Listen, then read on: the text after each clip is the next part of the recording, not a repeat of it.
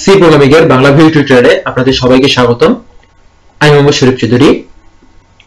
আজকের পর্বে আমি পয়েন্টার এবং এর মধ্যে সামঞ্জস্য তুলে ধরার চেষ্টা করব। প্রথমে এখানে আমরা একটা ইন্টিজার টাইপের এরর ডিক্লেয়ার করেছি 10 সাইজে ধরে নিলাম এবং এর মধ্যে কিছু মান দিয়ে দিয়েছি। এখানে দেওয়া আছে 7টা মান, তার মানে বাকি 3টা মান অটোমেটিক্যালি 0 নিয়ে নেবে। এবং এখানে একটা ইন্টিজার টাইপের পয়েন্টার ডিক্লেয়ার করেছি, pointer P. Pointer P declare করার ফলে কি হয়েছে যে এটা একটা ইন্টিজার টাইপের অ্যাড্রেসকে পয়েন্ট করবে বা ইন্টিজার টাইপের ভেরিয়েবলকে পয়েন্ট করবে। এটা হচ্ছে যে ইন্টিজার একটা অ্যারে।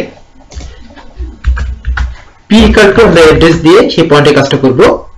আমি পি ইকুয়াল টু যদি এখানে এ ডবল আর দেই, এ ডবল আর হচ্ছে একটা অ্যাড্রেস যেটা a ডবলার 0 এই ভেরিয়েবলটা একটা অ্যাড্রেস, যদি %x এই ভেরিয়েবলটার অ্যাড্রেস a ডবলার 0 এর অ্যাড্রেস হচ্ছে %x এবং এটাকে a ডবলার লেখা যায়। কারণ হচ্ছে যে এগুলো একটা মেমরিতে সিকোয়েন্সিয়ালি থাকে এবং তার প্রথম অ্যাড্রেসটাকে a ডবলার দিয়ে প্রকাশ করা হয়। এই কাজটা করার ফলে কি হলো যে এই এর শুরুর যে এলিমেন্টটা সেই এলিমেন্টটা আর অ্যাড্রেসটা পি তে অ্যাসাইন হলো। আসলে কি ঘটনা ঘটেছে সেটা আমি আপনাদেরকে একটা পিকচারের মাধ্যমে দেখাতে যাচ্ছি। আমরা এটা লক্ষ্য করি, এটা লক্ষ্য করলে বুঝতে পারবো যে আসলে ঘটনাটা কি ঘটছে। এখানে লক্ষ্য করি যে আমি যে মানগুলো নিয়েছিলাম সেখানে এই সব মানগুলো ছিল। 7টার পরে 3টাতে কোনো মান ছিল না, শুধু 0। এরে আমি 10 ডিক্লেয়ার করেছিলাম। সো সেই ক্ষেত্রে কি হয়েছে, মেমোরিতে এর 0 থেকে a ডলার 9 এর মধ্যে হয়েছে। এর ক্ষেত্রে এটা যদি আমাদের একটা মেমোরির একটা অংশ, পুরো মেমোরির কিছু একটা অংশ, এটা পুরো মেমোরির কিছু একটা অংশ এর কিন্তু ধারাবাহিকভাবে সাজানো থাকে। যখন আমি এর 10 ডিক্লেয়ার করেছি, এর 0 থেকে শুরু করে 9 পর্যন্ত মেমোরিতে এইভাবে পরপর অ্যাড্রেসগুলো এভাবে সাজানো থাকে একটা নির্দিষ্ট দূরত্ব পরপর, এবং সেটা হচ্ছে তার কে কতটুকু জায়গা নিয়ে থাকে। ইন্টিজার যেহেতু 4 বাইট জায়গা নিয়ে থাকে এক্ষেত্রে, সেহেতু এগুলো মেমোরিতে 4 বাইট পরপর সাজানো থাকবে। আমি যখন এখানে দেখুন সাধারণভাবে সাজানো থাকলে আমাদের সুবিধাটা কি এর ক্ষেত্রে সুবিধাটা হচ্ছে যে যদি সাজানো থাকে একটার পর একটা সিরিয়ালি থাকে, আমরা যদি শুরুর অ্যাড্রেসটা জানতে পারি তাহলে বাকি অ্যাড্রেসগুলো অটোমেটিক্যালি জানতে পারবো। আমি যদি শুরুতে জানি যে সে কিসে কোথায় আছে, তাহলে আমি 5 নম্বর এলিমেন্টটা কোথায় আছে সেটা বুঝতে পারবো। যেমন আমরা কোনো এক জায়গায় যদি রুম খুঁজতে চাই বা ছাত্র খুঁজতে যাচ্ছি, একটা ক্লাসের মধ্যে সিকোয়েন্সিয়ালি ছাত্র আছে, আমি ছাত্র খুঁজতেছি। আমরা কিন্তু হয়তো মাঝখান থেকে যদি শুরু করি, আমাদের দরকার ধরুন 4 রোল, আর মাঝখানে কোনো এক জায়গায় 4 রোল দরকার, আমরা কোনো এক জায়গায় রোল জিজ্ঞাসা করলাম 6 পেলাম। তাহলে কি হলো, আমাদের সুবিধা হলো আমরা ডান পাশে যাবো না, কারণ আমরা জানি এটা বাম পাশে আছে। সেহেতু সিরিয়ালি 2 ঘর আগেলে আমরা 4 রোল পেয়ে যাব। ঠিক তেমনি আমরা যদি শুরু অ্যাড্রেসটা জানি এবং যদি জানি যে আমাদেরকে 6 নম্বর ভেরিয়েবলটা কি, 6 নম্বর ভেরিয়েবলটা এটা যদি 0 হয় তাহলে 6 নম্বর ভেরিয়েবল হচ্ছে এটা, তাহলে আমরা ঠিক নির্দিষ্ট দূরত্ব যাওয়ার পরে সেটাকে পেয়ে যাব। এখন এই অ্যাড্রেসটা আমি পয়েন্টার পি এর মধ্যে অ্যাসাইন করেছি। এখানে পি ইকুয়াল টু a ডবলার করার কারণে কি হয়েছে, এই যে a ডবলার এই যে জায়গা নিয়ে আছে, এটা যে অ্যাড্রেস সেটাকেই সংক্ষেপে a ডবলার বলা হচ্ছে এবং এটাকে আমি পয়েন্টার পি এর মধ্যে অ্যাসাইন করেছি। তার মানে a ডবলার 0 এর মান পয়েন্টার পি এর মান একই। p+1 বলতে আমি যেটা বলছিলাম যে p+1 যখন আমরা এক ইনক্রিমেন্ট করে দিলাম, পয়েন্টারে ইনক্রিমেন্ট করলাম, অ্যাড্রেসের ইনক্রিমেন্ট হয়ে গেল, তখন কি হলো, সে তার অ্যাড্রেস বাদ দিয়ে পরের অ্যাড্রেসে চলে গেল। তার পরের অ্যাড্রেসটা কার, তার পরের অ্যাড্রেসটা হচ্ছে এটা হলো 1 এর। দেখো পি এর অ্যাড্রেসটা আমরা এখানে কিন্তু এরে ডিক্লেয়ার করি নাই, পয়েন্টার পি এর জন্য কোনো এরে ডিক্লেয়ার করিনি, বাট শুধুমাত্র একটা অ্যাড্রেস রেখেছি। সেই অ্যাড্রেসটা হচ্ছে শুরু অ্যাড্রেসটা।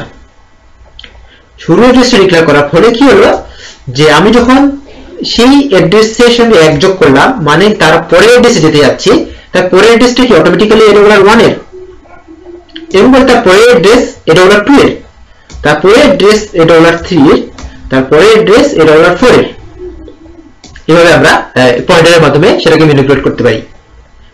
এখন আমরা যদি এরকম করে ফেলি যে পয়েন্টার p হচ্ছে এর 5 এম্পারসেন্ট করে দিলাম, এর 5 এর যে অ্যাড্রেস সেটা হচ্ছে পয়েন্টার p, তাহলে কি হবে এর 5 এই যে অ্যাড্রেস পয়েন্টার p, তাহলে এটা হয়ে যাবে পয়েন্টার p। আমরা এখানে একটা ঘর নিয়ে নিলাম, তাহলে এটা হয়ে যাবে পয়েন্টার p,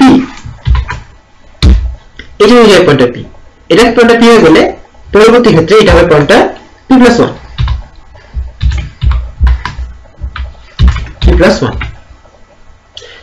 এখন আমরা দুটো ক্ষেত্রেই দেখবো যে আসলে ঘটনাটা কি ঘটতেছে। আমি যখন a ডবল রাখবো, এখন আমি এখানে প্রিন্ট করব দুটো জিনিস, আমরা প্রিন্ট করব %d, দুটোই %d। এখানে আমি পয়েন্টার p প্রিন্ট করব এবং প্রিন্ট করব পয়েন্টার p+1, এই দুটো জিনিস আমি প্রিন্ট করব। যখন শুরু অ্যাড্রেসে আছে, আমি যদি এটাকে রান করি সেক্ষেত্রে দেখতে পাবো 24 এসেছে। এবার আমি এখানে চলে আসি, যখন শুরুতে ছিল তখন অফকোর্স 24 আসবে পর্ব দুটো, এটা যখন ছিল। এবার আমি এটাকে ক্রস করি। এখন আমি কি করব, এখানে আমি অ্যাড্রেসটা রাখবো A5 এবং এর অ্যাড্রেসটা %। এই কাজটা যখন করব এবং যদি আমি রান করি সেক্ষেত্রে দেখবো 39 এসেছে, দুটো আলাদা। এবং 39 লিখে কি এই যে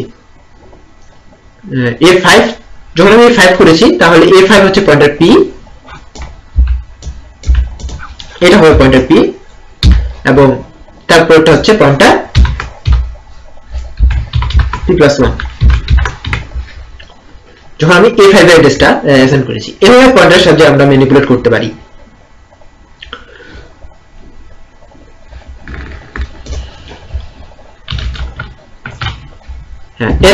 আসলে মূল ব্যাপারটা হচ্ছে এতটুকুই যে অ্যাড্রেসের যে ব্যাপারটা, আমি এরপরে অ্যাড্রেসের পয়েন্টার দিয়ে সেটাকে নিয়ন্ত্রণ করতে পারতেছি। এখন যদি আমরা করি যে শুরুটাই করলাম a ডলার, এখন যে কাজটা করব যে পয়েন্টার p, আমি এখন পয়েন্টার p+5 এর মানটা আমি করে দিলাম 7। পয়েন্টার p+5 কি, দেখুন পয়েন্টার p+5 এর 5 একই, তাহলে আমি এখন এর 5 এর মান 7 পাবো। 0 1 2 3 4 5, এর আগে 3 ছিল এখন 7 দেখাবে। তাহলে আমি যদি এখন এর 5 এখানে লিখি, 5 লিখি একটা এসএসডি, সেক্ষেত্রে আমরা 7 পাবো। এভাবে আমরা পয়েন্টারের সাহায্যে ম্যানিপুলেট করতে পারি। আসলে আমাদের দরকারটা কোথায় পয়েন্টারের, মানে এর সঙ্গে ম্যানিপুলেট করার আমাদের দরকারটা কোথায় হচ্ছে যে এখন দেখুন যে ব্যাপারটা, আমি যদি কোনো জায়গা থেকে পিটা মধ্যে এরাটা অ্যাসাইন করতে পারি, তাহলে আমি এই সমস্ত এরাটা কোনো জায়গায় পাস করতে আমার সমস্যা হচ্ছে না। শুধুমাত্র একটা পয়েন্টার এর মান চেঞ্জ করে আমরা কিন্তু এটা পেয়ে যাচ্ছি। এই ব্যাপারটা খুব ইম্পর্টেন্ট। কখন আমরা সেটা বুঝতে পারবো, যে যখন আমরা ফাংশন অধ্যায়ে যাব এবং ফাংশনের টপিকসে যখন পাসিং এর ব্যাপারটা থাকবে তখনই আসলে পয়েন্টারের মূল ব্যাপারটা বোঝা যায় এবং পয়েন্টারের দরকার এটা ওখানেই অনেক বেশি। ডাইনামিকের ক্ষেত্রেও পয়েন্টারের ব্যবহার রয়েছে, যখন ডাইনামিক মেমরি অ্যালোকেশনে আমরা যাব তখন আমরা সেখানে আরো ভালোভাবে বুঝতে পারবো। এখন আমরা যেটুকু জানি যে স্ট্রিং এর ক্ষেত্রে স্ট্রিং এর ক্ষেত্রে স্ট্রিং ভাবে ডিক্লেয়ার করা যায় না, ক্যারেক্টার টাইপ এর ক্ষেত্রে ক্যারেক্টার $100 নিলাম। এখানে কিন্তু আমরা যখন বলেছিলাম যে আমরা যখন এর অধ্যায়ে গিয়েছিলাম তখন বলেছিলাম যে আমরা ইন্ডেক্স যদি কিছু না দেই এবং যদি যখন আমরা ইন্টিজার টাইপে তখন ছিলাম বলেছিলাম যে ইন্টিজার টাইপে দিয়ে আমি এরতে কিছু না দিয়ে আমি যদি এখানে 1 2 3 4 5 নিলাম, এখানে আমার 5টা উপাদান রয়েছে, তাহলে কিন্তু এর সাইজ অটোমেটিক্যালি এটা 5 হয়ে যাবে। A5 ডিক্লেয়ার করে ফেলেছি, আমাকে আলাদাভাবে ডিক্লেয়ার করতে হবে না এবং এটা আমরা A0 থেকে A4 পর্যন্ত আমরা অ্যাক্সেস করতে পারবো। ঠিক তেমনি ক্যারেক্টারের ক্ষেত্রেও যদি আমরা এখানে ইন্ডেক্স না দেই এবং সেখানে যদি আমরা এখানে লিখে দেই যে HSTU লিখে দিলাম, সেক্ষেত্রে আমাদের কোনো সমস্যা হবে না এবং এটা একটা স্ট্রিং হিসেবেই নেবে। প্রিন্ট করে দেখলে আমরা বুঝতে পারবো printf %s, a $r। এটাকে যদি আমরা রান করি, যেহেতু এর ক্ষেত্রে এম্পারসেন্ট দিতে হয় না, প্রিন্টএ দিতে হয় না, প্রিন্টএ তো আগে থেকে দিতে হয় না, স্ক্যানএ দিতে হয় না, এই যে স্ট্রিং চলে এসেছে।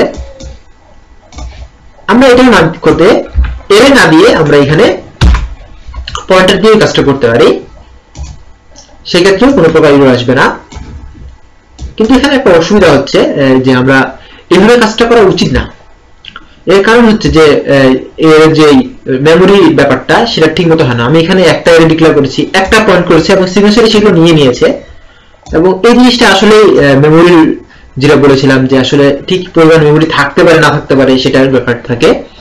এভাবে ডিক্লেয়ার করা আসলে উচিত না, কিন্তু অনেক জায়গায় ম্যাক্সিমাম ক্ষেত্রে এটা সমস্যা করে না।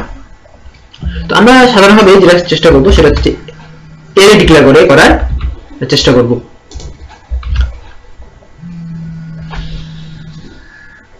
আমি এরে ডিক্লেয়ার করে করার চেষ্টা করব। এখন যে আমি যেখানে যেটা বোঝাতে চাইছিলাম যে আমরা যদি ক্যারেক্টার টাইপের দুটো এরে নিচ্ছি, স্ট্রিং আর ক্যারেক্টার টাইপের দুটো স্ট্রিং নিচ্ছি, str 100 এবং আরেকটা নিচ্ছি str1 100, এটা দিচ্ছি আমি দিনাজপুর। এই দুটো আমি নিলাম। str নিচ্ছি 100 এবং str1 100 দিনাজপুর নিচ্ছি। এখন আমি যেটা করব সেটা হচ্ছে যে স্ট্রিং কপি বা স্ট্রিং কনক্যাটেনেশন বা স্ট্রিং কম্পেয়ার যেটাই আমরা করি না কেন, স্ট্রিং এখানে আমি কপিটা করি str cpy। স্ট্রিং কপির সাথে কি হয় যে প্রথমটার মধ্যে পরেরটা যোগ হয়, যেমন str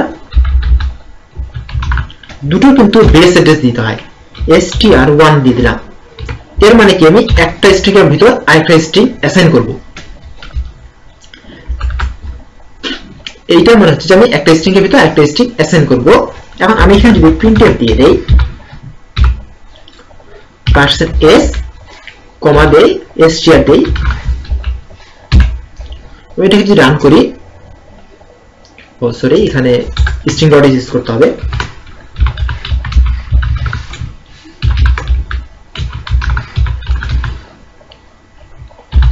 string.h।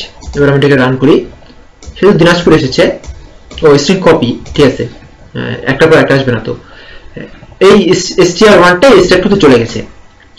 আমরা যদি সম্পূর্ণটা না নিয়ে করতে চাই, আমরা করলাম যে str নির্দিষ্ট সংখ্যক পর শুধু পুরোটা রাখবো, তাহলে কি হচ্ছে দেখুন, এটা হচ্ছে str0 1 2 3 4 5, তাহলে str1 আমি এখানে +5 করে দিলাম, বেস অ্যাড্রেসের সঙ্গে আমি 5 যোগ করলাম, শুধু পুরো আসলো। কারণ কি, এটা হচ্ছে অ্যাড্রেস, +5 মানে কি তার অ্যাড্রেসের পর 5টা অ্যাড্রেস, এই অ্যাড্রেসের পরের অ্যাড্রেসটা হচ্ছে str1 +1, তারপর অ্যাড্রেস হচ্ছে str1 +2, এটা তারপর অ্যাড্রেস হচ্ছে str1 +3, str1 +4, str1 +5 যখন এখানে এসেছে।